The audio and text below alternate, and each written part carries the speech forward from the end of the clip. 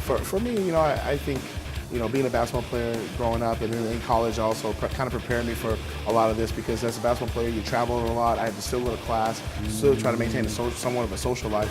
The only thing that was different is that I wasn't training 2 to 4 hours a day and eating 8 times a day. Yep. But I was still the level of commitment and dedication, and being on the road was very similar. So now, you know, even with me training here, you know, I've been here almost a week now, you know, and you know, getting up early in the morning, eating, training, you know, doing interviews, stuff like that. Yeah. I actually enjoy this process because this is the perfect time for it, whereas getting ready for the Olympia, I won't be as concerned with stuff like this. Will it stop when you get ready for the Olympia? Do you stop doing it, or? I won't stop doing it. It's just that my mindset shifts solely about winning the title. Yeah. So I would not be doing this every day. Yeah, yep, gotcha.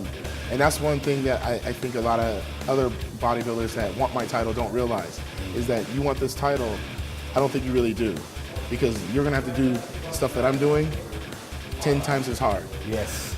So you have to not only represent yourself, but the sport as well, and that's a whole lot of pressure. And that's why there's only 13 people that have been able to do it. Yeah, yeah. Because it's not just about lifting weights. Yeah. It's not just about eating meals. Yep. You have to do this in different continents. Yes. You know, different hours of the day. Yes. You have to be willing to do this.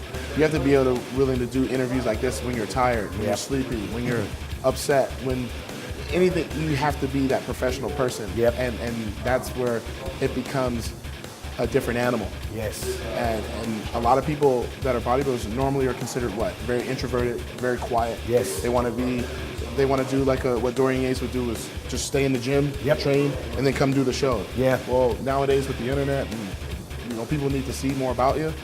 You have to be willing to travel clear across the planet to promote, because really, I feel that bodybuilding is one of the greatest sports around, but it's my job to prove that. Yeah. And to prove that there's a lot of negative stereotypes out there. Yeah. But it's my job to debunk those by doing these appearances, so you can get an idea as to, wow, this guy is, you know, articulate, charismatic, this and that, but he trains his butt off. He's very, you know, strict on his diet. He can do all these other things and still make it look easy. But yet they try it and they see how hard it is. Exactly, Phil, because this is a whole new dimension. I mean, most bodybuilders, like we were mentioning briefly before, they want to train, eat and sleep because it's so demanding. The recovery process is something that is very, very tough. So you need a lot more meals and a lot more sleep. So this must be one of the toughest things, getting the sleep whilst you're on the road and recover from your training. I would say so, but I think what it's doing is holding me more accountable and making sure that everything I do has a purpose.